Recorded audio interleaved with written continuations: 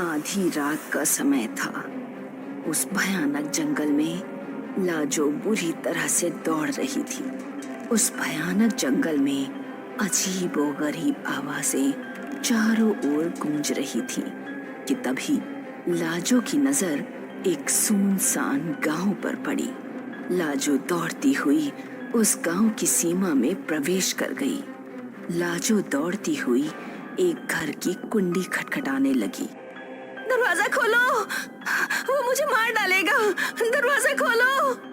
तभी उस घर के मालिक ने दरवाजा खोल दिया। कौन हो तुम? मेरा नाम लाजो है। तुम इतना डरी हुई क्यों हो और हाफ क्यों रही हो? मैं आपको सब कुछ बता दूंगी। आप मुझे बस एक रात अपने घर में रुकने दीजिए, नहीं तो वो मुझे मार डालेगा। लाजो की बात सुनकर सन्नाटे को चीर गई। अगले ही पल उस व्यक्ति की शक्ल बेहद भयानक हो गई। लाजो हड़बड़ाकर अपने बिस्तर से उठकर बैठ गई। उसका शरीर पसीने से भीगा हुआ था। फिर वही सपना। आखिर ये सपना पिछले कुछ महीनों से मुझे बार बार क्यों आ रहा है? क्या रहस्य है इस सपने का? तभी उस कमरे का दरवाजा किसी ने लात मारकर खोल दिया। दरवाजा लाजो के पिताजी ने खोला था। ये मैं क्या सुन रहा हूँ लाजवंती? तुम्हारी माँ मुझे बता रही थी कि तुम कुलजीत से प्रेम करती हो। जी पिताजी, मैं कुलदीप से प्यार करती हूँ और उसी से विवाह करूंगी। लाजवंती, इसके आगे अपनी जुबान से एक शब्द मत निकालना। ये जानते हुए भी कि कुलजीत एक हिंदुस्तानी है, तुमने उससे विवाह करने का सोचा भी कैसे? तुम विवाह सिर्फ जीतू से करोगी। नहीं पिताजी, मैं कुलजीत के अलावा किसी और से विवाह करने की सोच भी नहीं सकती। और कल कुलजीत मुझे लेने आ रहा है, मैं उसके साथ हिंदुस्तान चली जाऊंगी। लाजो की बात सुनकर रतन सिंह क्रोधित होकर वहां से चले गए। अगली रात आधी रात के समय लाजो बेचैनी से अपने घर के बाहर किसी का इंतजार कर रही थी कि तभी एक कार उसके दरवाजे पर आकर रुक गई। कार में सवार कुलजीत, माधव और रंजीत बाहर निकल आए। माधव और रंजीत कुलजीत के दोस्त थे। कुलजीत एक ट्रक ड्राइवर था जो आजादी से पहले लाहौर आता जाता रहता था और वहीं से कुलजीत और लाजवंती की प्रेम कहानी शुरू हो गई। मगर कुलजीत और लाजवंती की प्रेम कहानी शुरू होने के कुछ सालों बाद भारत और पाकिस्तान में बंटवारा हो गया। लाजवंती का परिवार लाहौर छोड़कर हिंदुस्तान नहीं गया, वो लाहौर में ही शिफ्ट हो गया। मगर कुलजीत के परिवार ने हिंदुस्तान में रहना पसंद किया। बंटवारे के बाद भी कुलजीत लाजवंती से मिलने आता जाता रहता था। तुम आ गए कुलजीत, मैं तुम्हारे आने की कल से प्रतीक्षा कर रही हूँ। मैं तुम्हें यहाँ से ले जाने आया हूँ लाजो। तो फिर यहाँ से जल्दी चलो, इससे पहले कि मेरे पिताजी आ जाएं। लाजवंती सही कह रही है कुलजीत, बॉर्डर पार करते समय कुछ पाकिस्तानी सैनिकों की नजर हम पर पड़ गई है। वो हमें आसपास ही ढूंढ रहे होंगे। माधव सही कह रहा है कुलजीत, अब यहाँ से जल्दी निकलो। मैंने तुमसे इंडिया के बॉर्डर तक सुरक्षित छोड़ने का वादा किया था और वो मैं निभा कर रहूंगा। मैं तुम्हारा ये एहसान जिंदगी भर नहीं भूलूंगा।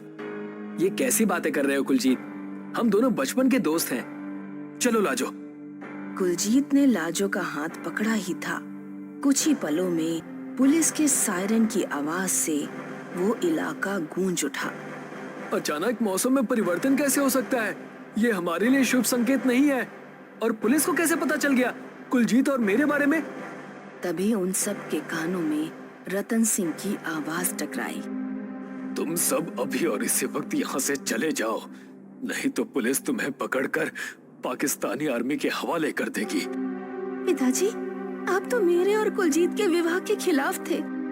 मैं तुम्हें दुखी नहीं देख सकता बेटी, और ये मत भूलो कि कुलजीत मेरी दुकान में बचपन से आता जाता रहा है।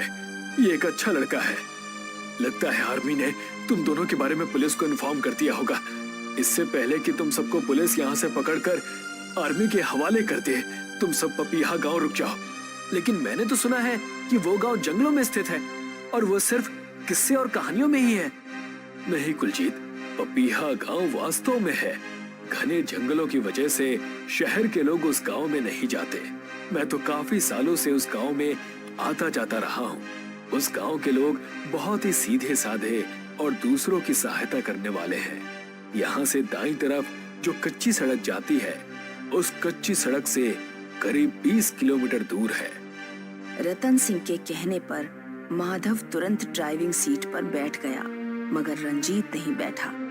अगर पुलिस यहाँ पर पहुँच गई तो पुलिस को गुमराह करने वाला भी तो कोई चाहिए। तू घबरा मत, सुबह मैं रतन जी के साथ तुझसे मिलने पपिया गांव आऊंगा और दोपहर के वक्त मैं तुम तीनों को सही सलामत इंडिया के बॉर्डर तक छोड़ दूंगा। कुछ ही देर बाद उन तीनों की कार कच्ची सड़क पर दौड़ रही थी। लगभग 1 घंटे के बाद वो तीनों पपीहा गांव की सीमा में खड़े हुए थे, जहां हर तरफ सन्नाटा ही सन्नाटा पसरा हुआ था। क्या हुआ लाजो, तुम इस गांव को इतने गौर से क्यों देख रही हो? तुम्हें यहाँ कुछ अजीब सा महसूस नहीं हो रहा कुलजीत? रात का वक्त है लाजो, और ये जंगल गांव में है, और गांव के लोग तो वैसे भी जल्दी सो जाते हैं। तुम मेरी बात पर विश्वास नहीं करोगे। पिछले कुछ महीनों से मैं इसी गांव को सपने में देख रही हूँ। हम तीनों को अंदर जाकर मदद लेनी चाहिए। हाँ, हमें इस गांव में कोई ना कोई घर तो ऐसा मिल जाएगा जो हम तीनों को रात भर रुकने के लिए पनाह दे सके। तभी उन तीनों के कानों में एक कड़कदार आवाज टकराई। इस गांव की सीमा में तो आ गए, लेकिन सीमा के अंदर घुसने की भूल भी मत करना। ये बस्ती मौत की बस्ती है। उन तीनों के सामने एक साधु खड़ा हुआ था, जो अजीब से अंदाज में उन तीनों को घूरे जा रहा था। आप कौन हैं? मैं एक साधु हूँ बेटा। मैं जानता हूँ कि तुम पाकिस्तान के रहने वाले नहीं हो। मेरी बात पर विश्वास करो। उस गांव में रात बिताने से कहीं ज्यादा अच्छा है कि तुम जंगल में रात बिता लो। इस साधु की बात में मत आना कुलजीत। अगर रात हमने जंगल में बिताई ना, तो जंगली जानवर हम तीनों को जिंदा नहीं छोड़ेंगे। और अगर जंगली जानवरों से बच गए तो पुलिस हमें तलाशती हुई यहाँ जरूर आएगी। हमारा देश साधु संतों का ही देश है बाबा। इतना बोलकर कुलजीत दोनों को लेकर पपीहा गांव के अंदर घुस गया। कुलजीत एक घर के बाहर खड़ा होकर उसके दरवाजे की कुंडी खटखटाने लगा। रुक जाओ, आता हूँ। एक बूढ़ा व्यक्ति घर का दरवाजा खोलकर उन तीनों को सवालिया नजरों से देखने लगा। कौन हो तुम लोग? हम तीनों मुसाफिर हैं बाबा। हमें आज रात रुकने के लिए जगह चाहिए। अंदर आ जाओ। वो बूढ़ा उन तीनों को अंदर ले गया। तुम तीनों के चेहरों को देखकर ऐसा लग रहा है कि जैसे कि तुम तीनों ने दोपहर का भोजन भी नहीं किया। मैं तुम्हारे लिए कुछ खाने को लेकर आता हूँ। इतना कहकर उस बूढ़े ने अपनी पत्नी को आवाजें लगानी शुरू कर दी।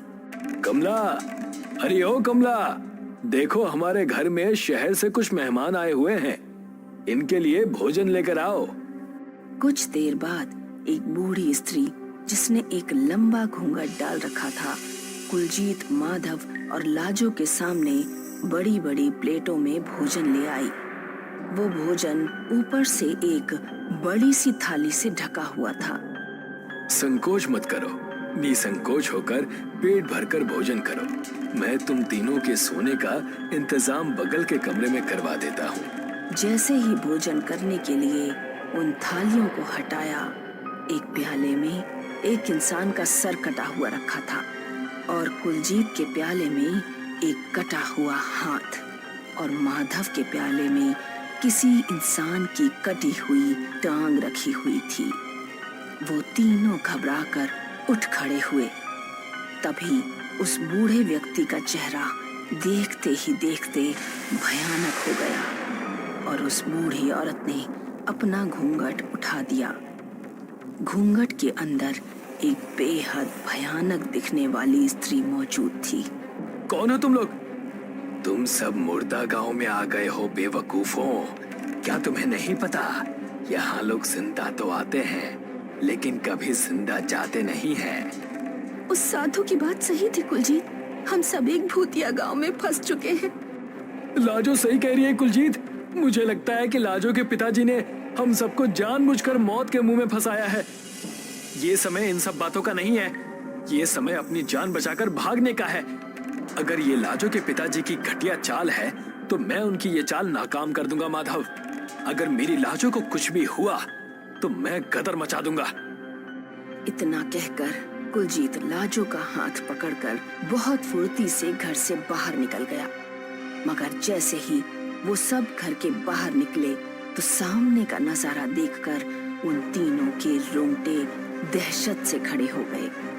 उन तीनों के सामने बेहद भयानक मुर्दा दिखने वाले लोग खड़े थे, मानो कि उस गांव में कोई जिंदा इंसान रहता ही ना हो। तभी वो बूढ़ा और उसकी पत्नी घर से बाहर निकल आए। उन्होंने किसी जानवर की तरह छलांग मारते हुए माधव को दबोच लिया। मुझे बचाओ कुलजीत, मुझे बचाओ। मगर कुलजीत के बचाने से पहले ही उस भयानक दिखने वाले बूढ़े ने माधव की गर्दन उसके धड़ से अलग कर दी। कुलजीत लाजो का हाथ पकड़कर भागने लगा। तभी कुलजीत को अंधेरे में दो लोग दिखाई दिए। वो रतन सिंह और रंजीत थे, जो कुलजीत और लाजो का रास्ता रोककर खड़े हो गए। उन दोनों के गले में एक लॉकेट अंधेरे में चमक रहा था। कुलजीत और लाजो दोनों बुरी तरह से फंस चुके थे। उनके पीछे उस गांव के भयानक मुर्दे उनकी ही ओर आ रहे थे। तुम दोनों यहाँ से जिंदा बचकर नहीं जा सकते। कुछ ही देर में ये सारे पिशाच तुम्हारा खून पी जाएंगे और तुम दोनों के शरीर कंकाल में परिवर्तित हो जाएंगे। ये आप कैसी बातें कर रहे हैं पिताजी? आपने तो मुझे आशीर्वाद दिया था। अपनी बकवास बंद करो। तुम मेरी पुत्री नहीं हो, मेरी कभी कोई संतान थी ही नहीं। मैंने तुम्हें आज की रात के लिए ही पाल पोस कर बड़ा किया था। अगर आज रात तुम्हारा ये बेवकूफ हिंदुस्तानी साथी तुम्हें पाकिस्तान से इंडिया ले जाने के लिए नहीं आता तो मैं खुद जबरदस्ती तुम्हें इस गांव में इन पिशाचों के हवाले कर देता। रंजीत, तुम तो मेरे दोस्त थे। तुमने रतन सिंह जैसे राक्षस का साथ क्यों दिया? अमर कौन नहीं होना चाहता कुलजीत? सच तो ये है कि मैं तुम्हारे साथ में कभी था ही नहीं। मैं तो तुम्हारी पल पल की खबरें रतन सिंह को देता रहता था। तभी कुलजीत के कानों में उसी साधु की आवाज टकराई। ये दोनों सही कह रहे हैं कुलजीत। साधु तेज तेज कदमों से कुलजीत के सामने आकर बोला, रतन सिंह सही कह रहा है। लाजो उसकी पुत्री नहीं, बल्कि ये तो इस बेचारी को किसी अनाथालय से उठा लाया था। ये इसी गांव में आकर बरसों से काली विद्या का पाठ कर रहा है और ना जाने कितने असहाय लोगों की बलि दे चुका है। लेकिन क्यों बाबा? अमर होने के लिए। तुम्हारा दोस्त रंजीत इसका दाहिना हाथ है, जो लोगों को बहला फुसलाकर इसी गांव में ले आता है, और रतन सिंह उन बेचारों को इन पिशाचों के हवाले कर देता है। ये गांव इंसानों का नहीं है बेटा, बल्कि पिशाचों का है। रतन सिंह इन पिशाचों को इंसानों की बलि देकर अमर होना चाहता है, और इसकी आखिरी बलि इसकी खुद की पाली हुई संतान लाजो है। आज अमावस्या की रात है। आज रात अगर रतन सिंह अपने मकसद में कामयाब हो गया तो वो और रंजीत दोनों अमर हो जाएंगे। वो साधु तेजी से कुलजीत के पास आकर उसके कानों में धीरे से बोला, जाओ, इन दोनों के गले में पड़ी हुई मंत्र रक्षा रहित लॉकेट तोड़कर उन पिशाचों के ऊपर फेंक दो और इस इलाके से निकल जाओ। याद रखना, किसी भी कीमत पर पलट कर मत देखना। इतना कहकर उस साधु ने अपने आप को उन पिशाचों के हवाले कर दिया, और देखते ही देखते उन पिशाचों ने उस साधु को कुछ ही क्षणों में कंकाल में परिवर्तित कर दिया। कुलजीत ने रतन सिंह और रंजीत को कुछ भी सोचने और समझने का मौका ही नहीं दिया। उसने बेहद फुर्ती से उन दोनों के गले में पड़े लॉकेट को उन पिशाचों के ऊपर फेंक दिया। कुछ ही देर में वो भयानक जंगल चीखों से गूंज उठा। रतन सिंह और रंजीत, उन दोनों के चेहरे भी पिशाच जैसे हो गए। कुलजीत लाजो का हाथ पकड़कर लाजो को इंडिया लेकर चला आया।